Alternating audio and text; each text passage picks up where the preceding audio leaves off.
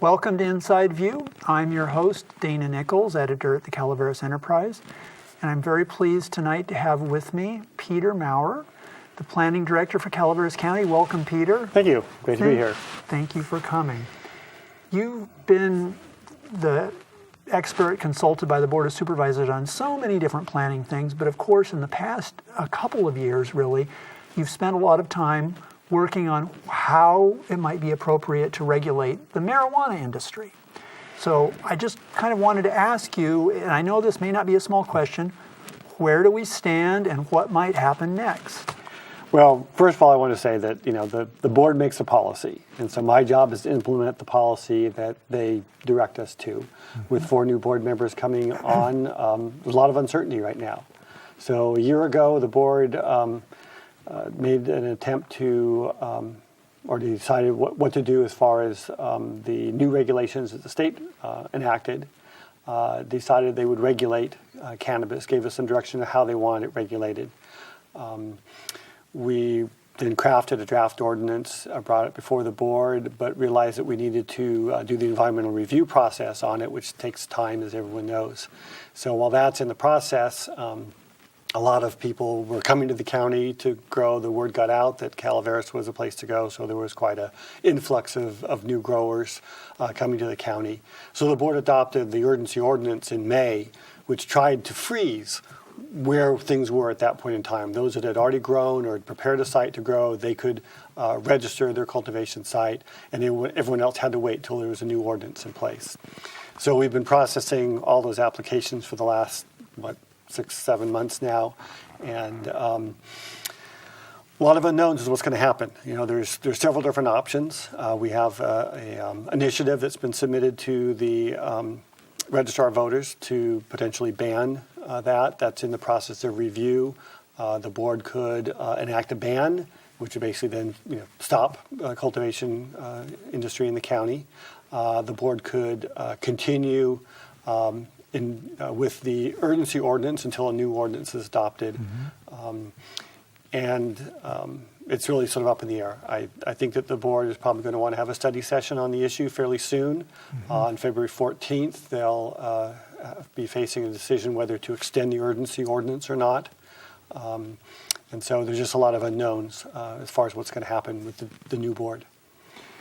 I'd like to get a sense of what has been achieved, because obviously you've been hiring staff and making efforts to make sure that farms get inspected and the ones that fail don't get registered and the ones that qualify can. How much have we been able to do, and have we been able to achieve any kind of limiting of the impacts? In other words, that was the goal, right, to limit the impacts and to limit the size of the industry.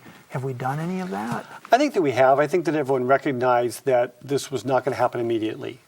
In talking to the sheriff, to other people involved in regulation, it takes about 2 to 3 years to really get something like this under control, particularly with the numbers that we received. When we implemented the ordinance, we were trying to plan, okay, how much is it going to cost us to do all this? We were expecting 200, maybe 300 registrants to apply.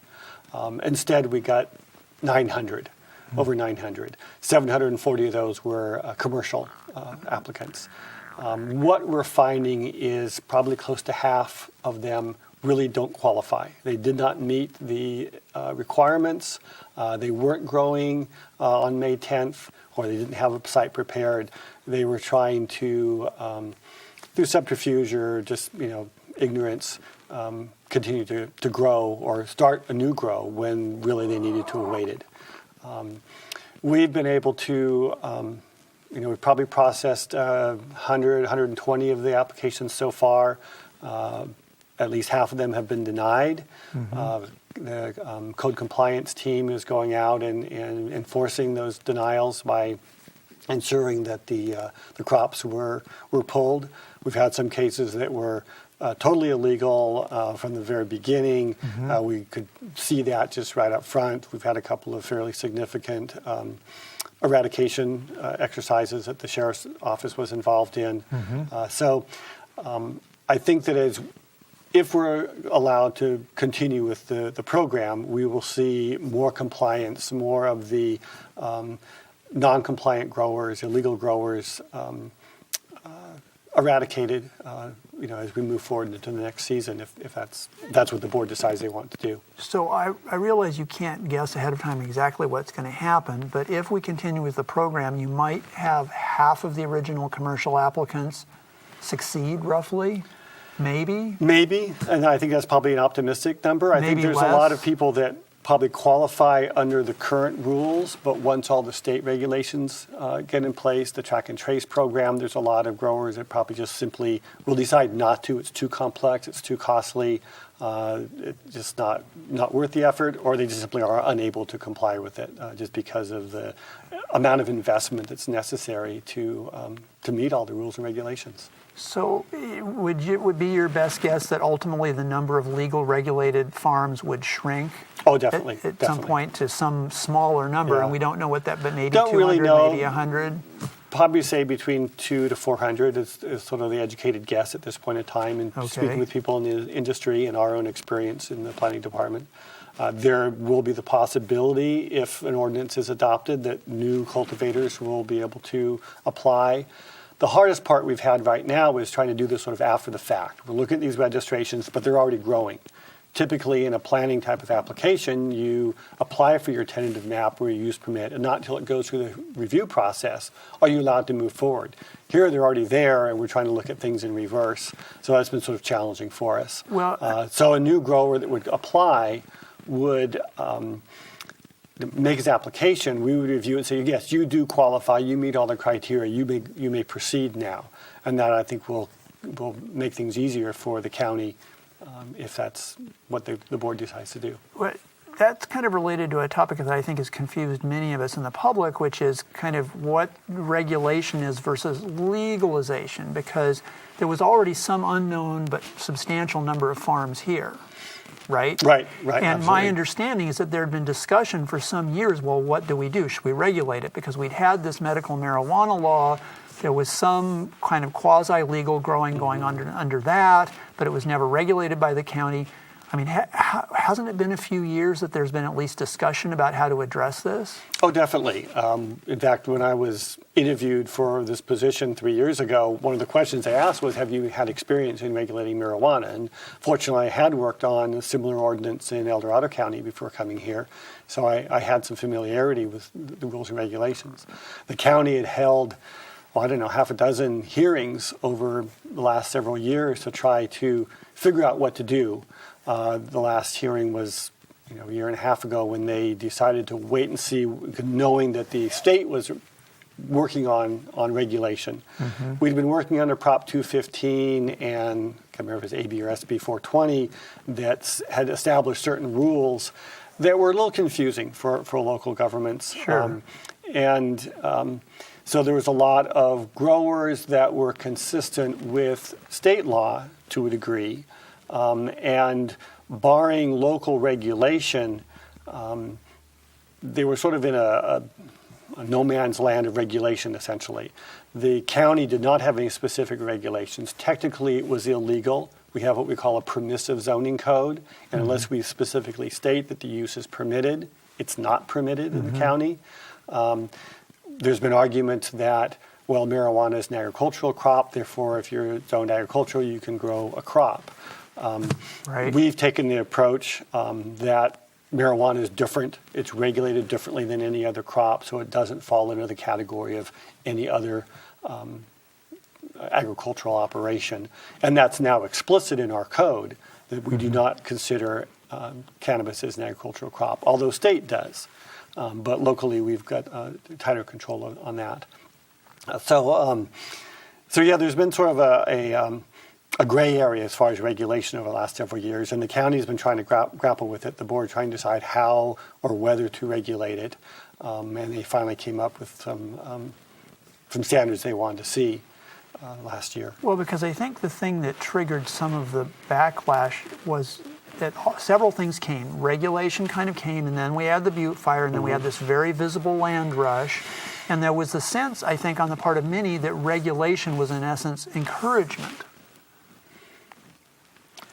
I could see that as what some people might think, and in some ways it was. The decision to not ban it, but to regulate it, said, okay, it's okay to grow in Calaveras County. If you follow the rules. If you follow the rules, but at the time we didn't really have any rules. Right. And so that was where it was difficult for the county as well as the growers to say, well, what do I do?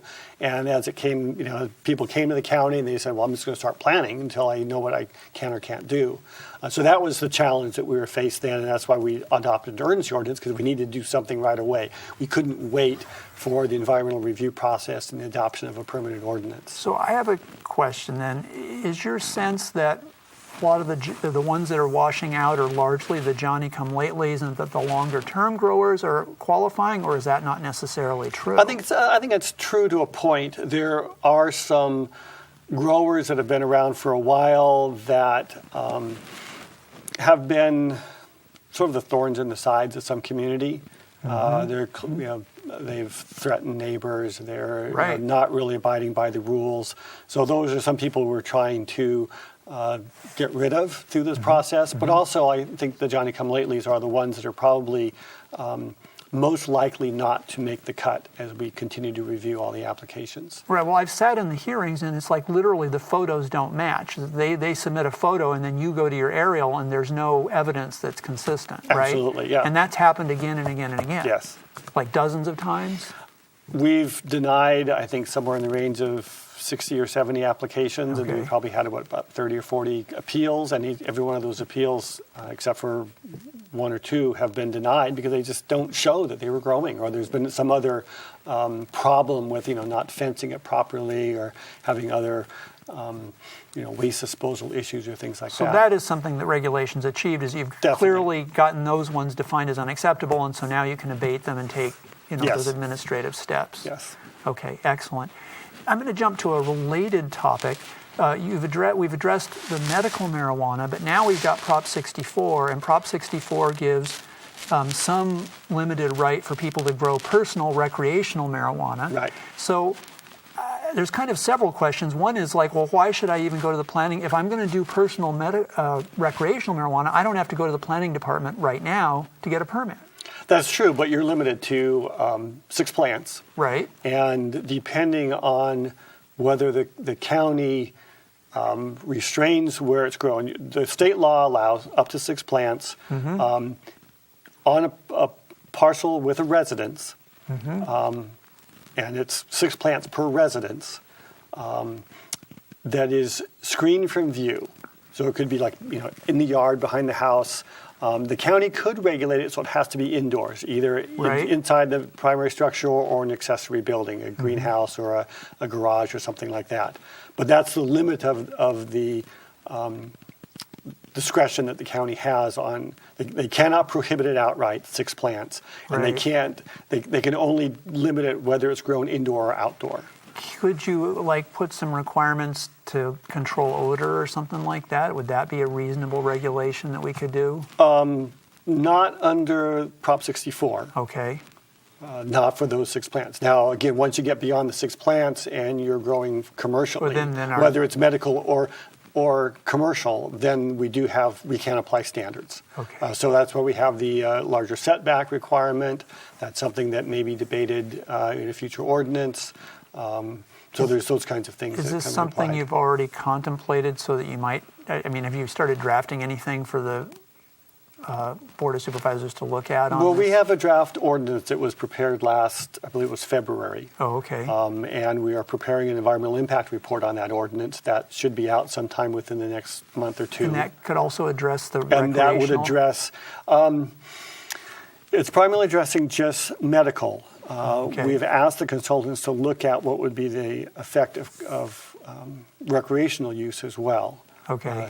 But that's sort of an unknown, and they've been working on it for a number of months. So to try to add that at the last minute may be difficult, but that's something that we're hoping to look at. Well, the odor issue comes up for me because I can walk around my neighborhood in San Andreas and I can smell.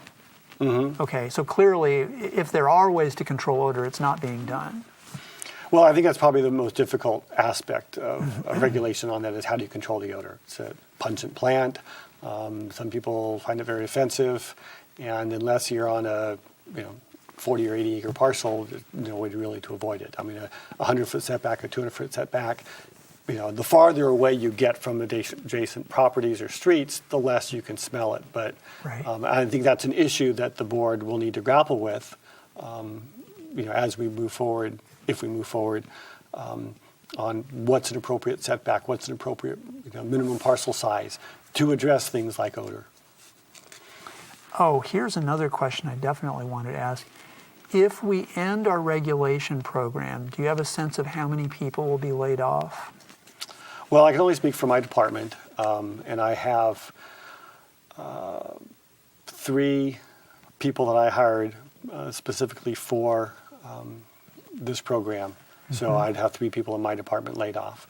There are people in environmental management, in code enforcement, as well as sheriff deputies that also would probably, the funding would go away for those positions. I'll have to run that down with the different departments, because Yeah. my sense is that it's well over a dozen people now when you count everybody. That number is probably pretty accurate. Yeah, interesting. In the past year, have you spent more time on marijuana-related issues or on the general plan? I would say in the past year, the general plan. Really? The past 6 months, the marijuana issue. Okay. We were fortunate to be able to maintain progress on the general plan and got it through the Planning Commission this past fall and up to the board for approval of a project description for the EIR process, and that's now underway. So while cannabis has taken quite a bit of time, because of the extra hire and because of the importance of the general plan, that's still been my primary focus. And so really trying to make sure that the cannabis activity didn't detract from our other work. It has to some degree, just Right. particularly in midsummer when things were just totally crazy, and every one of my staff was just 100% allocated towards cannabis. But once we got through that initial rush, we tried to reallocate resources back to the other work that we need to do. So in the long run, cannabis is just one use, maybe on hundreds of parcels, but it's just one use in a county where there's a whole bunch of things going on. Oh, definitely. So the general plan, in terms of our long-term future, would you say that's the more important document than any one ordinance on something like marijuana? Well, I think that in general, yes. I mean, that was the primary focus of the board. It's been the number one priority. It's been my number one priority since I came on. But because of the impact of cannabis recently, it's very important and something that needs to be addressed. And so, with anything, you try to balance the priorities and keep everything, all the balls up in the air as we can. And so we've been trying to. I would say recently the focus has been evenly split between cannabis and the general plan. And now that the push for the general plan has been pushed off to the consultants to prepare the EIR, Right. There's not a lot of additional work that I'm doing at this moment. Once we get a draft EIR out, we start reviewing that. It's going to become much more of a focus for us. Oh, and that'll start up in what, just a few months, or? Well, the contract with the consultant called for a 6-month turnaround to prepare the draft EIR. It was very aggressive, very, very optimistic, but I'm hoping to have a draft EIR out sometime late spring, early summer, depending on the number of issues that need to be addressed, how many public comments we get during the comment period. My goal is to get a general plan adopted before the end of this year. So I just have to ask about this. This is kind of a very general issue, but obviously you have to base a general plan on projections of what's going to happen. And you may recall I called you the other day because the actual experience in the last few years has been very, very gradual population loss. But that's not what we're basing the general plan on. The general plan is based on longer term projections Right. of population growth. What do you think? I mean, are we planning appropriately? Because you've repeatedly said that we already have far more land available for houses than we have prospective growth in the next 20 years. Well, you have to have some flexibility. If we had just planned, if all we had was, enough to house the additional 9,000 to 10,000 people that are likely to come here over the next 20 years, based on the state projections, then you've got a constrained ability to provide that housing. So we always want to have more than necessary. I guess the question then is how much more is appropriate? And that's sort of a reflection of the philosophy of the county.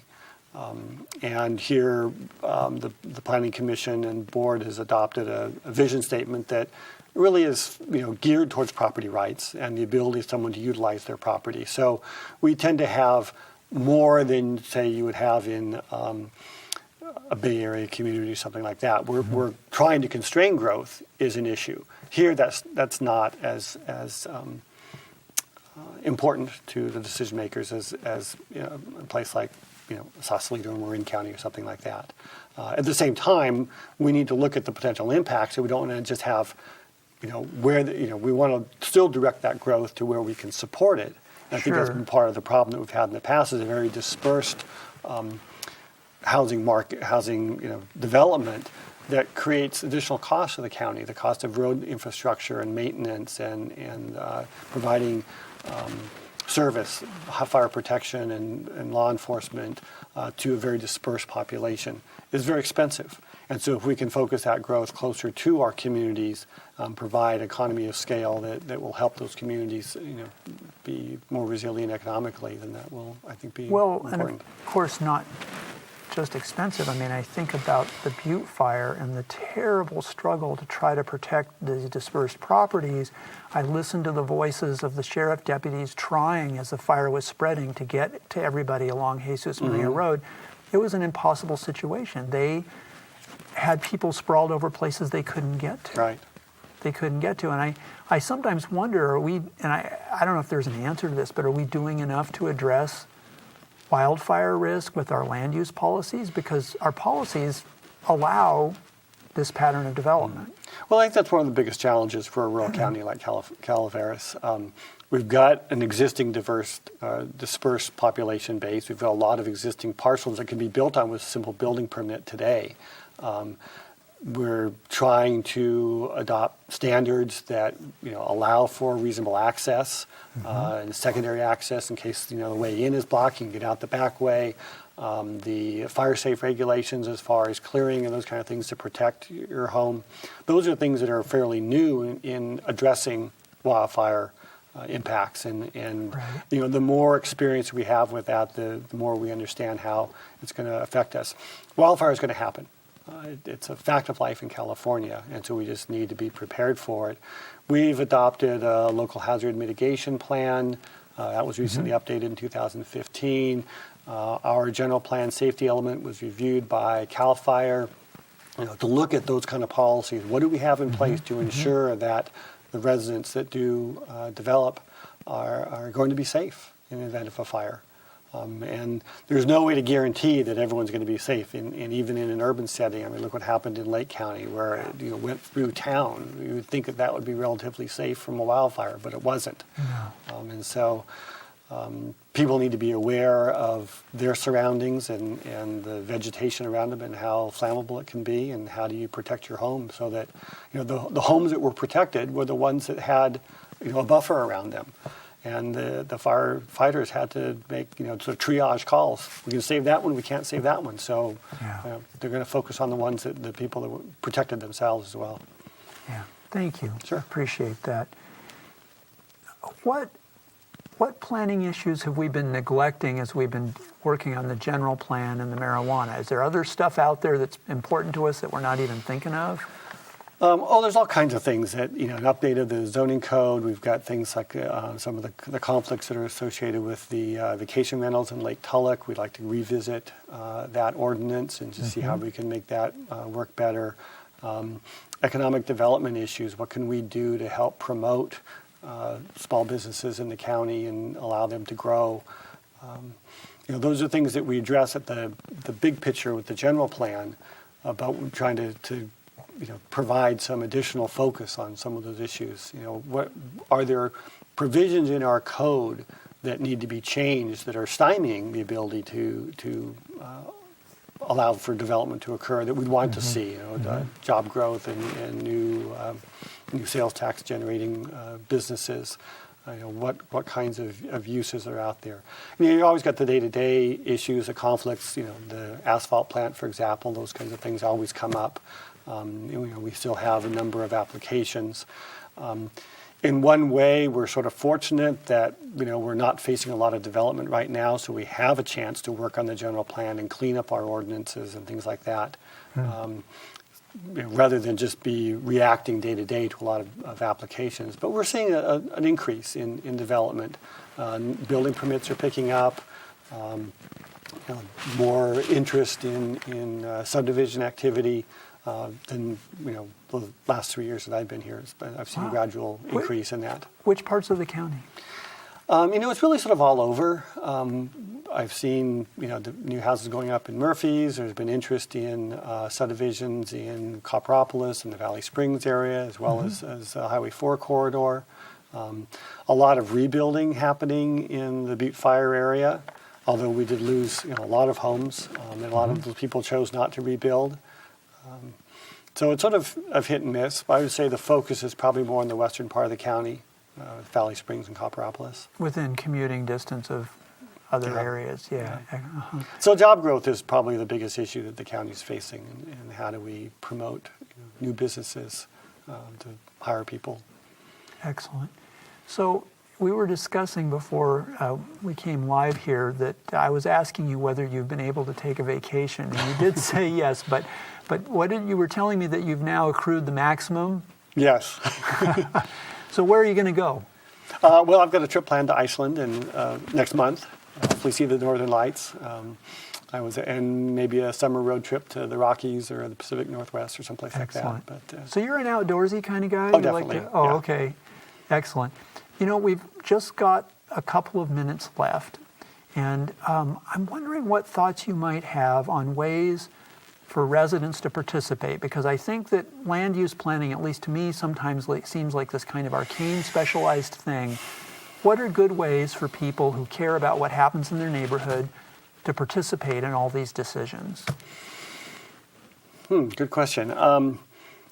Obviously, take a look at the agendas, the board and planning commission agendas. We have, you can sign up on our website as far as being notified of different applications and hearings that are scheduled. I think just be aware, talk to your neighbors, ask questions. If something's going on, you see some development going on nearby, find out what's happening.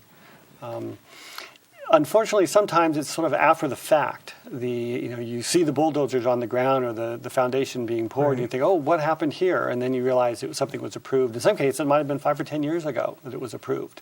We've got a lot of projects, subdivision maps that were approved back before the bust, and now they're sort of beginning to come back. Next planning commission is the 12th? The 12th. All right. Peter, thank you so much for coming tonight. It's been a pleasure. Well, I've had a great time. Thank you. All right. Have a great trip in Iceland, too. Thanks. All right. Good night. Night. Thank you. This has been... Good night.